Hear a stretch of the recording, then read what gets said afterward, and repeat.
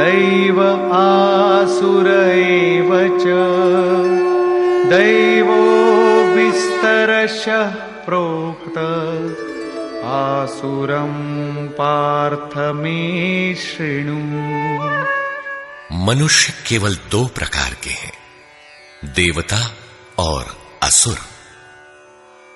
जिसके हृदय में दैवी संपत्ति कार्य करती है वो देवता है, तथा जिसके हृदय में आसुरी संपत्ति कार्य करती है वो असुर है। तीसरी कोई अन्य जाति सृष्टि में नहीं है। हर कामना ईश्वर से सुलभ। त्रैविद्या मां सोमपाः पूतपापा यज्ञैरिष्ट्वा स्वर्गतिं प्रार्थयन्ते ते पुण्यमासाद्य सुरेन्द्रलोकम् अश्नन्ति दिव्यान् दिवि देवभोगान्। मुझे भजकर लोग स्वर्ग तक की कामना करते हैं, मैं उन्हें देता हूं। अर्थात सब कुछ एक परमात्मा से सुलभ है। भगवान की शरण से पापों का नाश। अपि चेदसि पापेभ्यः सर्वेभ्यः पापकृत्तमः सर्वं ज्ञानप्लवेनैव वृजिनं सन्तरिष्यसि। संपूर्ण पापियों से अधिक पाप करने वाला भी ज्ञान रूपी नौका द्वारा निस्संदेह पार हो जाएगा। ज्ञान अध्यात्मज्ञान नित्यत्वं तत्त्वज्ञानार्थदर्शनम् एतज्ज्ञानमिति प्रोक्तम् अज्ञानम यदतोऽन्यथा। आत्मा के आधिपत्य में आचरण, तत्व के अर्थ रूप मुझ परमात्मा का प्रत्यक्ष दर्शन ज्ञान है, और इसके अतिरिक्त जो कुछ भी है अज्ञान है। अतः ईश्वर की प्रत्यक्ष जानकारी ही ज्ञान है। भजन का अधिकार सबको। अपि चेत् सुदुराचारो भजते मामनन्यभाक् साधुरेव समन्तव्यः सम्यग् व्यवसितो हि सः।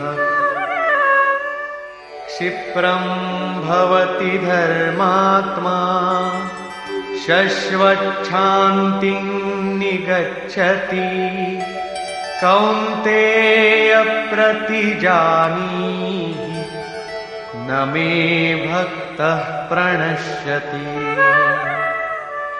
अत्यंत दुराचारी भी मेरा भजन करके शीघ्र ही धर्मात्मा हो जाता है एवं सदा रहने वाली शाश्वत शांति को प्राप्त कर लेता है। अतः धर्मात्मा वो है जो एक परमात्मा के प्रति समर्पित है, और भजन करने का अधिकार दुराचारी तक को है। भगवत पथ में बीज का नाश नहीं। नेहाभिक्रमनाशोऽस्ति प्रत्यवायो न विद्यते स्वल्पमप्यस्य धर्मस्य त्रायते महतो भयात्। धर्म अर्थात आत्मदर्शन की क्रिया का स्वल्प आचरण भी जन्म मरण के महान भय से उद्धार करने वाला होता है। धर्म अपरिवर्तनशील है। ईश्वर का निवास। ईश्वर सर्वभूतानां हृद्देशेऽर्जुन तिष्ठति भ्रामयन् सर्वभूतानि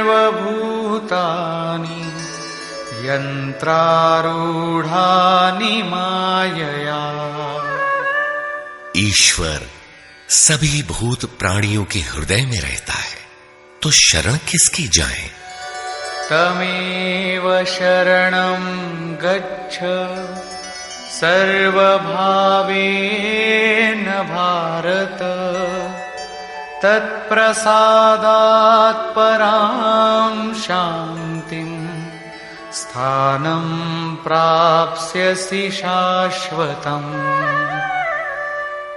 संपूर्ण भाव से उस हृदयस्थ एक परमात्मा की शरण में जाओ, जिसकी कृपा से तू परम शांति शाश्वत परम धाम को प्राप्त होगा। यज्ञ सर्वाणीन्द्रियकर्माणि प्राणकर्माणि चापरे आत्मसंयमयोगाग्नौ जुह्वति ज्ञानदीपिते। संपूर्ण इंद्रियों के व्यापार को, मन की चेष्टाओं को ज्ञान से प्रकाशित हुई आत्मा में संयम रूपी योगाग्नि में हवन करते हैं।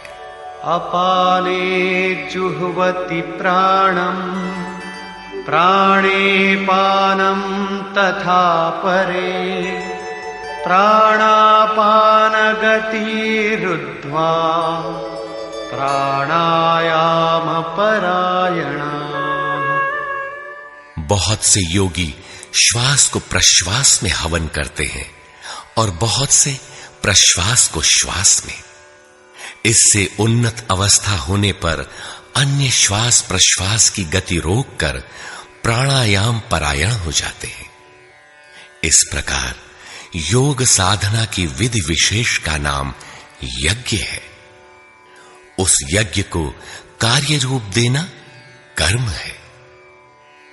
कर्म एवं बहुविधा यज्ञा वितता ब्रह्मणो मुखे कर्मजान् विद्धितान् सर्वान् एवं ज्ञात्वा विमोक्ष्यसे। इस प्रकार बहुत से यज्ञ जैसे श्वास का प्रश्वास में हवन, प्रश्वास का श्वास में हवन, श्वास प्रश्वास का निरोध कर प्राणायाम के परायण होना इत्यादि यज्ञ जिस आचरण से पूर्ण होता है, उस आचरण का नाम कर्म है।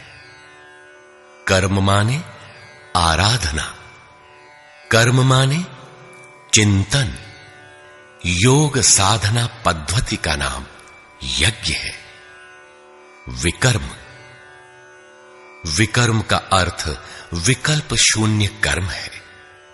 प्राप्ति के पश्चात महापुरुषों के कर्म विकल्प शून्य होते हैं। आत्मस्थित, आत्मतृप्त, आप्त काम महापुरुषों को न तो कर्म करने से कोई लाभ है और न छोड़ने से कोई हानि ही है। फिर भी वे पीछे वालों के हित के लिए कर्म करते हैं। ऐसा कर्म विकल्प शून्य है, विशुद्ध है, और यही कर्म विकर्म कहलाता है। यज्ञ करने का अधिकार। यज्ञ शिष्टामृत भुजो यान्ति ब्रह्म सनातनम् नायं लोकोऽस्त्य यज्ञस्य कुतोऽन्यः कुरु सत्तम। यज्ञ न करने वालों को दोबारा मनुष्य शरीर भी नहीं मिलता। अर्थात यज्ञ करने का अधिकार उन सब को है जिन्हें मनुष्य शरीर मिला है। ईश्वर देखा जा सकता है।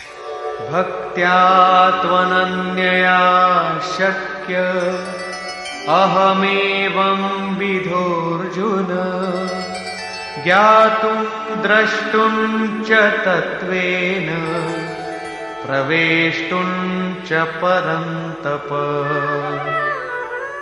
अनन्य भक्ति के द्वारा मैं प्रत्यक्ष देखने, जानने तथा प्रवेश करने के लिए भी सुलभ हूं। आश्चर्यवत् पश्यति कश्चिदेनम् आश्चर्यवद्वदति तथैव चान्यः आश्चर्यवच्चैनमन्यः शृणोति श्रुत्वाप्येनं वेद न चैव कश्चित्। इस अविनाशी आत्मा को कोई विरला ही आश्चर्य की तरह देखता है, आश्चर्य की तरह उपदेश करता है, और कोई विरला ही इसे आश्चर्य की तरह सुनता है। अर्थात ये प्रत्यक्ष दर्शन है। आत्मा ही सत्य है, सनातन है।